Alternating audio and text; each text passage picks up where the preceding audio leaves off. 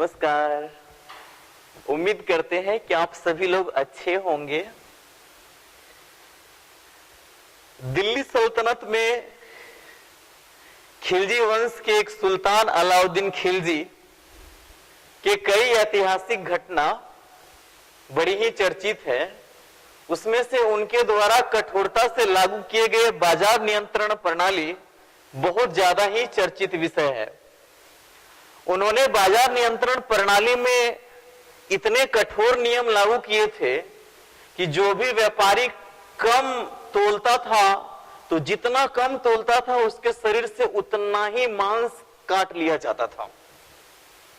तो उसी दौरान की बात है कि एक बार अलाउद्दीन खिलजी अपने झरोखे में खड़े थे तो गलियों से, गर्मी का महीना था, तो एक हाथ का पंखा बेचने वाला चिल्लाते जा रहा था गलियों में कि पंखा ले लो, पंखा ले लो, दुनिया का सबसे बढ़िया पंखा ले लो। अलाउद्दीन खिलजी कहते हैं कि तुम्हारे पंखे में क्या खासियत है? उसने कहा ये हाथ का पंखा की खासियत ये है कि इसकी कीमत 100 स्वर्ण मुद्राएं हैं और ये 100 वर्षों तक टिकेगा। वो कहते हैं देखो, अगर तुम मुझे चूना लगाया तो तुम्हें जिंदा दीवार में चिनवा देंगे। और हाथ का पंखा भी भला 100 स्वर्ण मुद्राओं का आता है क्या? वो कहता है आप ले लीजिए ना, 100 वर्षों तक चलेगा। अलाउद्दीन खिलजी ले लेते हैं। उसके बाद होता क्या है कि पंखा को पहले ही दिन चलाए और पंखा टूट गया। अलाउद्दीन खिलजी को गुस्सा आया। उसने कहा हमने इतने कठोर नियम बना रखे हैं और हमें को वो चूना लगा के चला गया है, उसे पकड़ के लाओ जहां कहीं भी है। वो 1 महीने तक उन गलियों में फिर पंखा बेचने नहीं आया वो व्यापारी। 1 महीने के बाद फिर आता है तो उसे पकड़ के दरबार में लाया जाता है। सुल्तान पूछते हैं बोलो तुमने मुझे चूना लगाने का काम किया है, तुम्हारी इतनी हिम्मत कैसे हुई? वो कहते हैं सुल्तान हुआ क्या? उसने कहा तुमने कहा था कि ये पंखा 100 साल चलेगा और 1 दिन भी नहीं चला। उसने कहा कि आप पंखा कैसे चला रहे थे? बोला पंखा जैसे चलाया जाता ऐसे चला रहे थे। बोला इसीलिए तो टूट गया। पंखा ऐसे नहीं चलाना था, पंखा ऐसे पकड़ना था और माथा चलाना था। कभी कभार हम लोग भी किसी विषय वस्तु को पढ़ते हैं तो जहां माथा चलाना रहता है वहां मुंह चला देते हैं और जहां मुंह चलाना रहता है वहां माथा चला देते हैं, इसलिए टिकता नहीं है। तो आज हम लोग एक बड़े ही रोचक विषय वस्तु को बड़े ही आसानी से जान पाएंगे जो आज ही एक बार सुन लीजिए, इसके बाद कभी ना भूलेंगे। वस्तुतः हम लोग करते क्या है, या संभवतः पढ़ाने के दौरान एक सबसे बड़ी गलती ये होती है कि जो किताब में लिखा हुआ है उसको हम लोग केवल बोल देते हैं। ये काम तो एक रिकॉर्डिंग मशीन भी कर रहा है, तो हम क्यों ना उसे अपने अंदाज में उसे गीतमय बनाए, उसे हास्यमय बनाए, उसे इतना सरल बना दे कि उसे याद करने में जरा सा भी दिमाग को ना जोर ना देना पड़े। और जिस चीज को ज्यादा जोर ना देना पड़े, सहजता से जो हो जाता है वो सदैव के लिए दिमाग में क्या हो जाता है, इस तरह बैठ जाता है कि हमेशा हमेशा के लिए टिकाऊपन बना रहता है। तो जैसा कि हम लोग जानते हैं कि भारतीय संविधान दुनिया का सबसे बड़ा संविधान है। यह कानून की एक भारी भरकम पुस्तक है जिसे 22 भागों में विभाजित करके लिखा गया है। बच्चे कभी कभार पुस्तकों को पढ़ते हैं तो एक दुविधा होती है कि कहीं कहा वो पढ़ लेते हैं कि 22 भाग है और कुछ जगहों पर वो देखते हैं 25 भाग है। तो कैसे कोई किताब 25 भाग कहता है और कोई किताब 22 भाग कहता है, ये सही क्या है? परीक्षा में जब प्रश्न आएगा तो 25 भाग वाला उत्तर होगा या 22 भाग वाला उत्तर होगा, इसके आज वास्तविक उत्तर को जान पाएंगे। आइए पहले जानते हैं इस 22 भाग में क्या है, गीत के माध्यम से जान पाएंगे। तो आज के टॉपिक में क्या है, भारतीय संविधान के भाग। भारतीय संविधान को 22 भागों में लिखा गया है। वो कौन कौन से 22 भाग हैं, आइए आज बहुत ही आसानी से हम लोग जान पाएंगे। भारतीय संविधान के 22 भाग को देखते हैं। इसको बड़े ही प्यारे से गीत में हम लोग जानेंगे। गाना के बोल को सुनिए ध्यान से, हमेशा के लिए बैठ जाएगा। राज्य नगरी के अधिकारी नीति निर्देश करे जारी, मेरा कर्तव्य ये है संघ राज्य को पहले करे पंचायती, नगर पालिका को बुलाना, सहकारी समिति बैठाना, फिर 10 बजे SC/ST क्षेत्र जाना, 11 बजे केंद्र राज्य संबंध बनाना,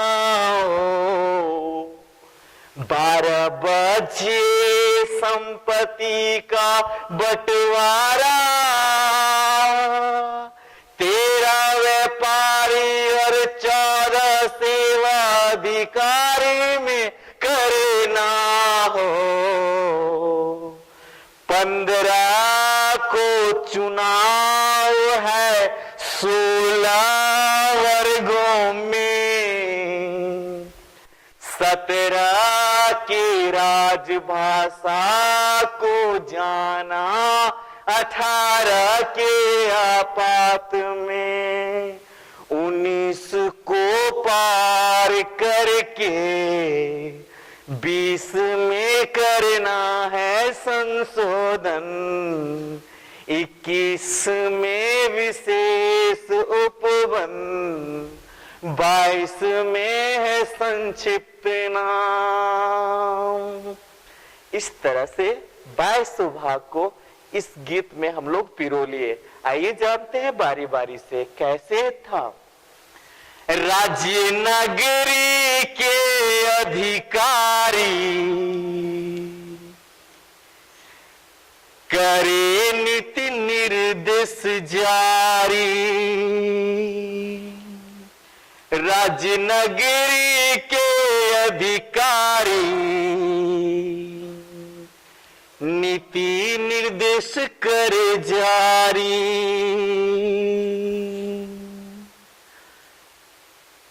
इसमें से 4 भाग को जान पाएंगे। भाग 1 में राज्य से सोचेंगे, यहां संघ एवं उसके राज्य क्षेत्र, उसके राज्य क्षेत्र। इसके बाद नगरी से सोचना है नागरिकता, नगरी से नागरिकता। भाग 2 में नागरिकता का जिक्र है।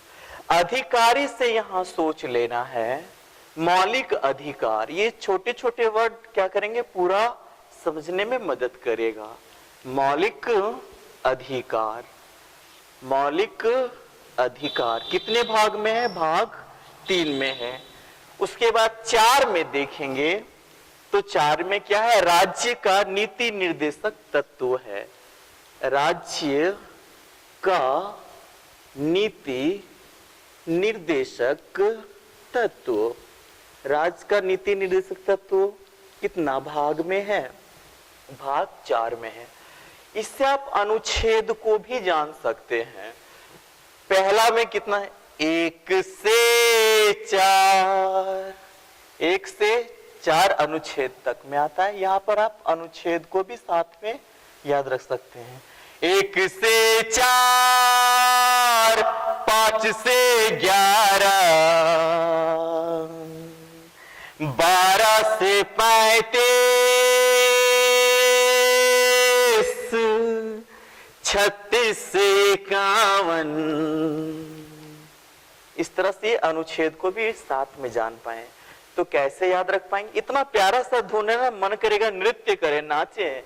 राजनगरी के अधिकारी करे नीति निर्देश जारी, राजनगरी के अधिकारी करे नीति निर्देश जारी।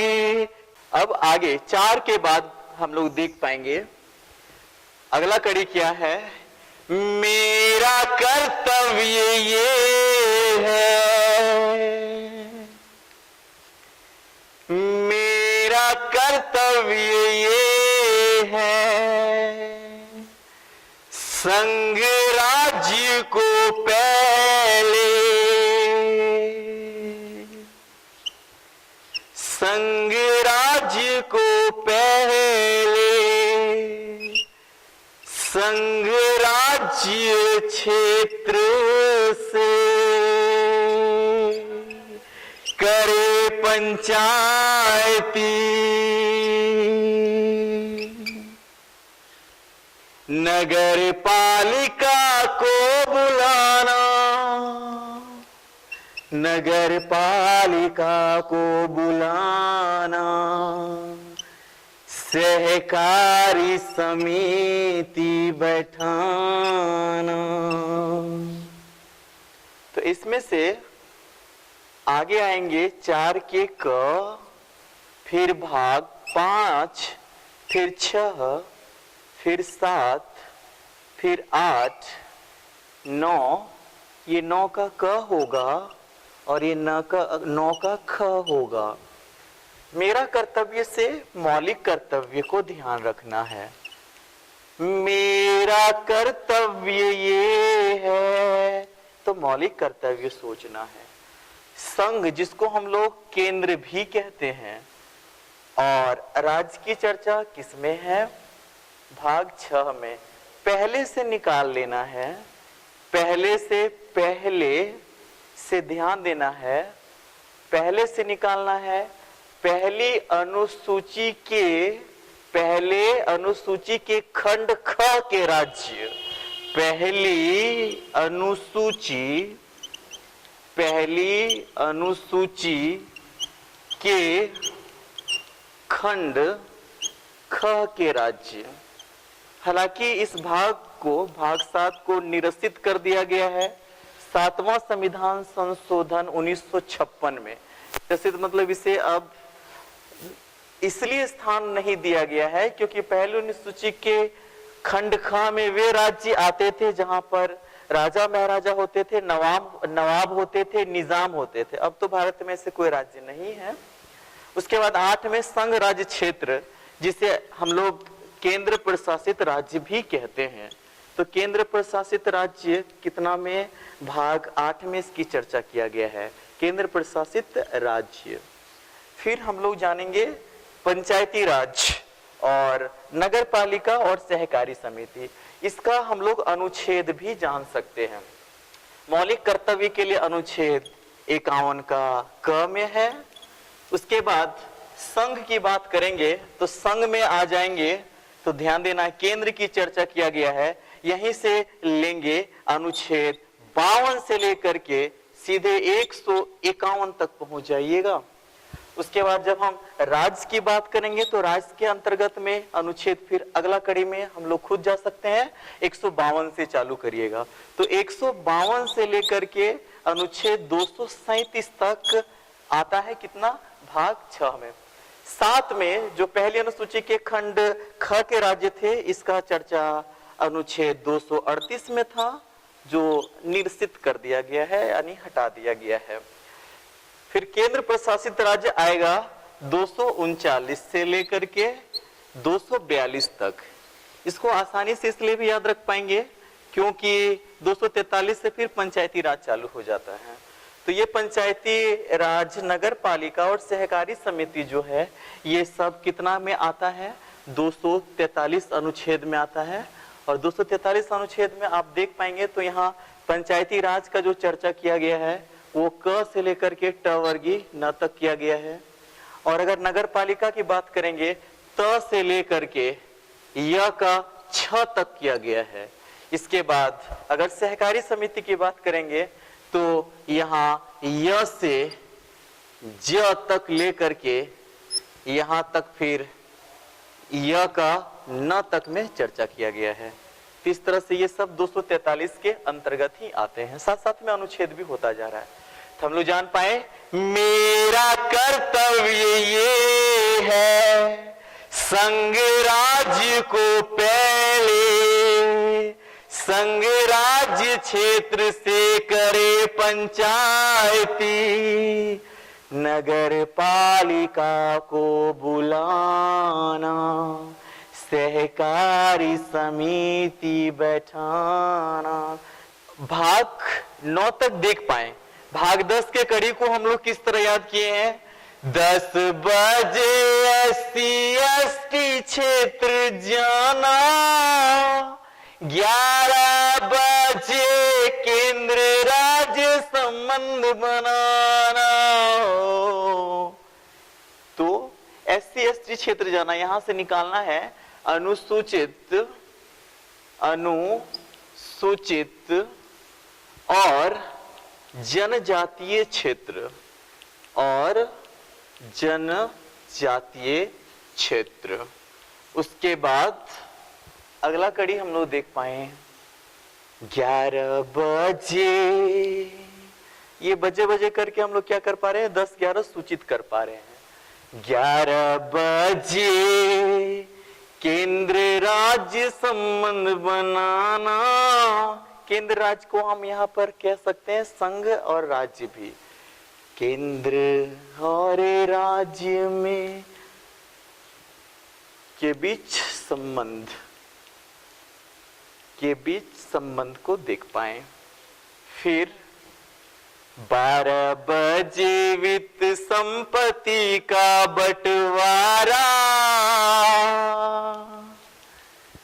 वित्त संपत्ति का बंटवारा 13 व्यापारी और 14 सेवाधिकारी में करना हो। ला ला ला ला ला ला ला ला ला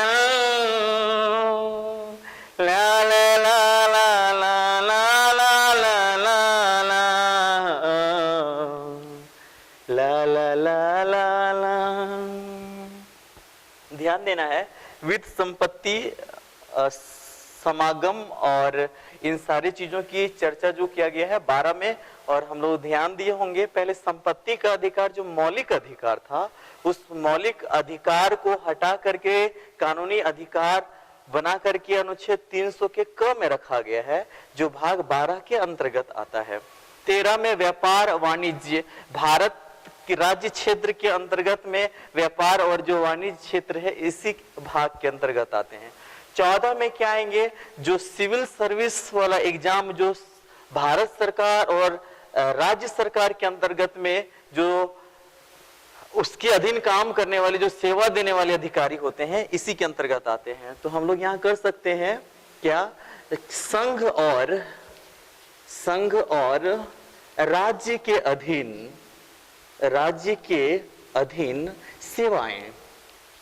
अधीन सेवाएं इस भाग के अंतर्गत आता है। और 14 के क में अधिकरण की चर्चा है। अधिकरण जो प्रशासनिक न्याय अधिकरण का गठन किया जाता है। इससे संबंधित अनुच्छेद को भी आसानी से जान पाएंगे। 243 में हम लोग देख पाए थे पंचायती राज था, तो अब यहाँ 244 आ जाएंगे। तो अनुच्छेद 244 और एक 244 का क इसी के अंतर्गत आता है। फिर केंद्र और राज्य के बीच का जो संबंध है वो अनुच्छेद 245 से लेकर के 263 तक आता है। इसके बाद हम लोग वित्त संपत्ति की बात करेंगे तभी 300 का क बोले थे, यानी लास्ट वाला तो 300 का क चले जाएंगे, लेकिन 264 से लेकर के 300 का क तक में ये वित्तीय संपत्ति की चर्चा की गई है।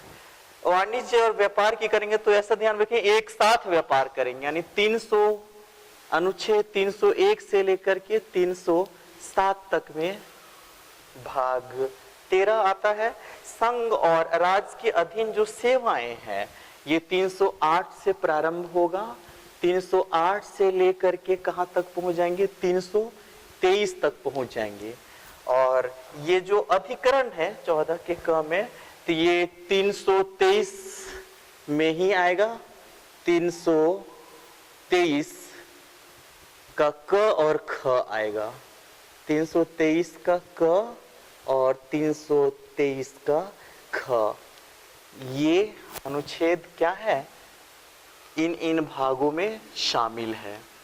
तो कैसे ध्यान रख पाए हम लोग, 10 बजे SC/ST क्षेत्र जाना, 11 बजे केंद्र राज्य संबंध बनाना हो, 12 बजे वित्तीय संपत्ति का बंटवारा, 13 व्यापारी और 14 सेवाधिकारी में करे ना हो। 15 वाला कड़ी का प्रारंभ होगा कैसे, 15 को चुनाव है 16 वर्गों में, 17 की राजभाषा को जाना, 18 के आपात में। कैसे ध्यान रख पाए, 15 को चुनाव है 16 वर्गों में, कुछ वर्गों के विषय में उपबंध, कुछ वर्गों के विषय में उपबंध। फिर 17 के राजभाषा, तो 17 में राजभाषा है, 18 के आपात में, तो 18 में आपात उपबंध है, आपात उपबंध। फिर 19 को पार करके, तो 19 में प्रकीर्ण है, 20 में करना है संशोधन, तो संविधान संशोधन 20 में है, काफी महत्वपूर्ण ये भाग है। 21 में विशेष उपबंध, 21 में विशेष उपबंध, और 22 में संक्षिप्त नाम, संक्षिप्त नाम। तो इस तरह से सभी भाग यहां समाहित हो गए। चुनाव वाला के लिए जिसे निर्वाचन आप कर सकते हैं, ये 323 अनुच्छेद से चालू होकर के 329 तक आता है। फिर कुछ वर्गों के विषय में जो उपबंध दिए गए हैं, अनुच्छेद 330 से चालू होकर के 342 तक आएगा। फिर राजभाषा का जिक्र अनुच्छेद 343 से लेकर के 351 तक में है। आपात उपबंध की बात करें तो अक्सर हम लोग पढ़ते रहते हैं 352, 356, 360, यानी अनुच्छेद 352 से चालू होकर के 360 तक होगा। उसके बाद प्रकीर्ण, ये मिला जुला है, इसमें मिसलेनियस है, तो ये 361 से लेकर के इसमें 367 तक है। इसके बाद जानना संशोधन 368, बहुत ज्यादा पूछता रहता है। विशेष उपबंध, जो अस्थायी संक्रमणकालीन विशेष उपबंध की चर्चा है, जिसमें 30 के अंतर्गत 370 आता था, तो ये आता है आपका 369 से लेकर के आप 392 तक इसमें देखेंगे। और 22 के अंतर्गत में संक्षिप्त नाम, प्रारंभ, हिंदी में प्राधिकृत पाठ और निरसन आता है, इसका टाइटल है, जिसमें संक्षिप्त नाम में भारत का संविधान का क्या नाम होगा संक्षिप्त में, तो भारत का संविधान नाम का जिक्र इसी भाग 22 में है। जो अब थोड़ा सा एक कंफ्यूजन को दूर कर लेते हैं कि कहीं कहीं भाग की संख्या 22 तो कभी 25 देखने के लिए मिलता है, ऐसा क्यों होता है? तो ध्यान देंगे, हमारे संविधान में भाग की संख्या जो है वो 22 ही है। कहीं भी भाग 23, भाग 24 और भाग 25 नहीं लिखा है। तो भाग 25 कभी कभार कहीं देखने के लिए क्यों मिलता है? तो कोई कोई किताब क्या करता है, उपभाग को जोड़कर कहता है 25 भाग है। कौन कौन उपभाग को जोड़ता है? एक 4 का क वाला जोड़ता है, फिर एक 9 का क जोड़ता है, फिर 9 का ख जोड़ता है और 14 का क जोड़ता है। तो ध्यान देंगे, तो इधर 4 गो हो गया, और तो ये 22 और 4 कई गो हो जाता है, 26 भाग होता है। लेकिन जो भाग 7 वाला है वो निरसित यानी हटा देता है, एक घटा देता है, तो कहता है कितना है, 25 भाग है। तो ध्यान देंगे, उपभाग को जोड़ता है तब जाकर के क्या हो रहा है, इसकी संख्या 25 भाग कह रहा है। लेकिन ये तभी आपका उत्तर होगा जब प्रश्न में जिक्र किया है कि उपभागों को जोड़कर कितना भाग होगा, तब आप 25 मारेंगे। अन्यथा अगर आपको प्रश्न में दिया है संविधान में कितने भाग हैं, तो आपका उत्तर 22 ही होगा। ध्यान देना है प्रश्न पर। भारतीय संविधान की जानकारी सबको होनी ही चाहिए, क्योंकि अगर अपने संविधान की जानकारी हम रखेंगे तो हम कहीं भी शोषण के शिकार नहीं होंगे। संविधान से संबंधित महत्वपूर्ण जानकारियों को जानने का मौका मिलेगा। अगले वीडियो में प्यारे से गीत में पिरोएंगे, आपका आना दिल धड़काना, मेहंदी लगा के यूं शर्माना, प्यार आ गया रे प्यार आ गया। इसी तरह के गानों में पिरोया हुआ के जिस मिलेगा। अभी एक नया चैनल जो जिंदगी जिंदाबाद है, उसमें जीवन से संबंधित विषय वस्तुओं को हम लोग जानेंगे। फ्यूचर सॉल्यूशन चैनल जो है, ये शिक्षा संबंधी एजुकेशनल विषय वस्तु को जान पाएंगे। तो दोनों चैनल को बढ़ावा दीजिए, ज्यादा से ज्यादा सब्सक्राइब करिए, लाइक करिए, शेयर करिए। जीवन को आनंदमय, प्रेममय और किसी भी विषय वस्तु को आसानी से जानने के लिए जुड़े रहिए इस चैनल के साथ। जिंदगी जिंदाबाद।